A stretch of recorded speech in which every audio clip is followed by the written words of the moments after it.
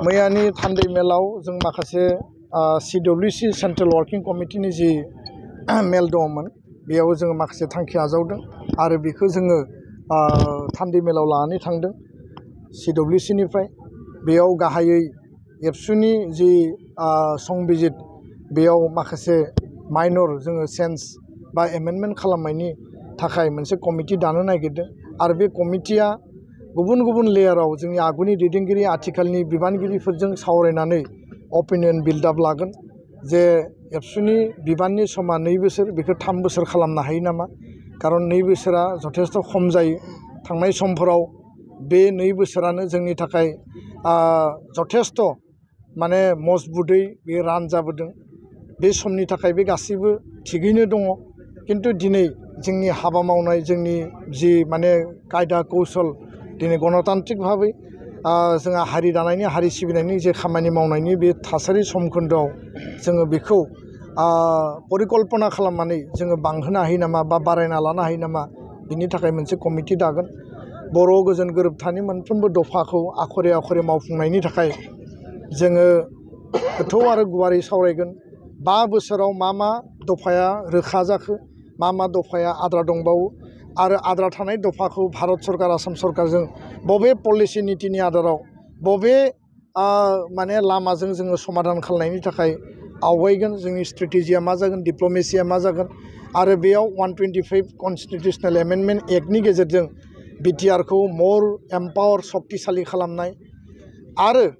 Financial क्षमता financial प्रोविजनखौ शक्तिशाली खालामनाय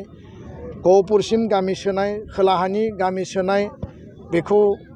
माब्रैहाय जोङो स्पीड आप खालामनो हायो आरो स्र' खालामनानै लानो हायो बर' कसारी काउन्सिलनि गामि थिसननाय बिनि पुर्णांग मर्यादा कार्बि आंलंनि ST हिलनि इस्यु बेखौ जोङो थिग खालामदों स्कुल प्रभिन्सियेलाइजेसनखौ लानानै जोङो गोथौ आरो गुवारै सावरायगोन फारसेथिं बारग' NDB फोरखौ जेलनिफ्राय जोङो लानानै फैनांगौ बिनि थाखाय जोङो एजेन्डा लादों आरो लोगोसेनो मार्टियार परियालनो फैसा होनांगौ केस उइथड्र खालामनांगौ रिहेबिलिटेसना प्राय जोबफैबाय एसे थाबावगोन बेखिनिया दिनै मेजर बेबायदि नंलिया खारन 4881 प्राय माने रिहेबिलिटेसन दिनै मोनबाय दा NDB नि मोनसे इस्यु थाबाय NDB रिलेटेड बारग' NDB आरो एकर्डनि माखासे इस्यु थाबाय रिलेटेड जेंनाफोर थाबाय फारसेथिं बर'नि माहारियारि आफाद आरो गौथुमफोरखौ खौसे खालामनानै हाबा मावलांनायनि थाखाय जोङो थांखि आजावगोन हारि दानायनि थाखाय गुबुन फारसेथिङै बड'लेण्ड ओनसोलाव आसामाव थानाय ट्राइबेल माहारियारि आफादफोरा गुबुन गुबुन माहारियारि गौथुमफोरजों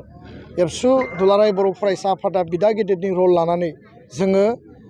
ज'यै खौसे हाबा मावलांनायनि गेजेरजों जोंनि ओनसोलखौ आरो बिथांमोननि जेंना जेंसिखौबो जोंनि खहा जायै बायदि जिखिनि जेंना दङ बेखौ सुस्रांनायनि गेजेरजों जोङो खौसे बोरै थांना थानो हायो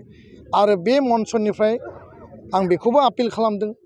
आरो जोंनि डेलिगेट हाउसआवबो बे खोथाखौ जोङो सावरायगोन जे बर' जि आन्चलिक राजनितिक दल दङ बे आन्चलिक राजनितिक हान्जाफोरनि गेजेराव जोङो माने पुनर बिबेचना खालामनानै जोङो मोनसे आन्डारस्टेन्डिंनि गेजेराव हारिनि खौसेथि हारिनि थामोन्था हारिनि रैखाथि आरो जोंनि ओनसोलखौ मर शक्तिशाली दानांगौनि थाखाय जोङो खौसेयै हाबा मावलांनो हायो नामा थाबायलांनो हायो नामा बे खोथाखौबो जोङो आपिल खालामगोन आरो सावरायगोन बे माखासे एजेन्डाफोरखौ जों लादों बागुरुम्बाखौ 10,000 नङा 20,000 मोसाखावरिनि गेजेरजों वर्ल्ड रेकर्ड खालामनांगौ आरो गिनिस रिकगनिशन मोननांगौ बिनि थाखाय एबसुआ 5-10 हाजार भलुन्टारि सापर्ट होनानै मोसाखावरि दिहुननांगौब्ला जोङो जायफोर अर्गेनाइजिं कमिटि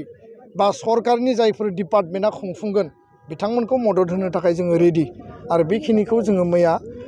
डेलिगेट हाउसआव जोङो सावरायदों आरो रिजोल्युसन मोनसे ड्र खालामदों बेखौ जोङो सावरायनायनि गेजेरजों जों डिसिसन लागोन गोजोन्थों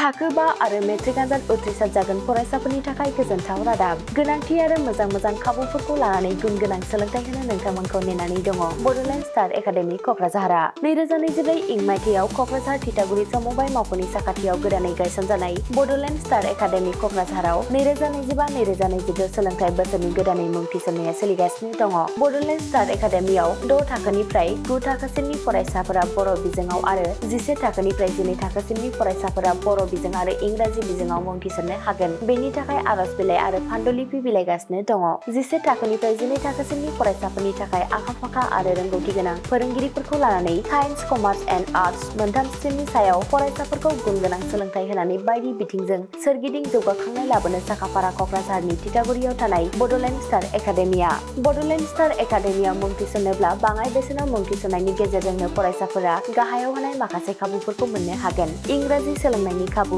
साखोन-सिखोन थाखो खथा, बिजाब बाख्रि, BPL थाखोनि फरायसा फरायसुलिफोरनि मुं थिसननायाव 20% मासुल रेहाय होनाय। बेजों लोगोसेनो नोंथांमोनहा JEE